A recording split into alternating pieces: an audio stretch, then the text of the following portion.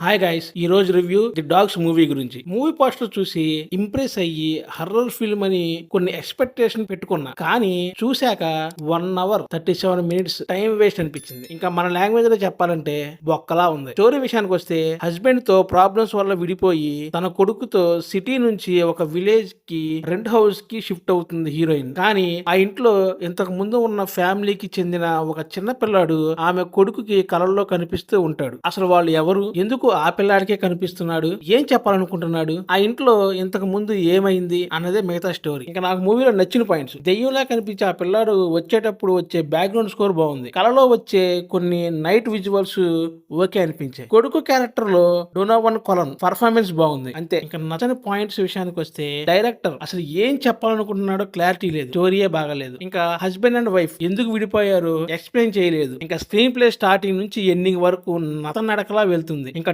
Title the dogs, కానీ కుక్కలకు స్టోరీతో పెద్దగా సంబంధం లేదు. మొత్తం 3 క్యారెక్టర్స్ తో ఒక చిన్న లైన్ 1 hour 37 minutes రబ్బర్ లాగా సాగదీశాడు. సరే, సెకండ్ హాఫ్ ఫ్లాష్ బ్యాక్ అన్నా బాగుందా అంటే అది ఇంకో పెద్ద సుత్తి. అసలు ఈ మొగుడు పిల్లలు దేనికి కొట్టుకుంటున్నారో తెలియదు. ఇంకా ఆ కుక్కలు క్లైమాక్స్ లో తప్ప ఆ కుక్కలకి ఎక్కడ ప్రాపర్ యూజ్ లేదు. కొన్ని చోట్ల బ్యాక్గ్రౌండ్ స్కోర్ చాలా ఓవర్ గా ఇరిటేటింగ్ గా అనిపించింది. కొన్ని సీన్స్ కి ఓవర్ గా కంపోజ్ చేశాడు. ఇంకా హర్రర్ జోనర్ అన్నారు, కానీ భయపెట్టే సీన్ ఒక్కటి లేదు. నేను హాలీవుడ్ మూవీస్ లవర్నే, కానీ ఇంత మీనింగ్లెస్ గా కూడా సినిమా ఉంటుందా అనిపించింది. నా బెస్ట్ సజెషన్ ఏంటంటే, మూవీని చూడకండి, అదే బెటర్. లేదు చూస్తానంటారా, స్టార్ట్ చేసిన 15 minutes కే వద్దులే అనుకుంటారు. ఇక ఫైనల్ గా ఈ మూవీకి నా rating 1.5/5. Don't forget subscribe. Thanks for watching.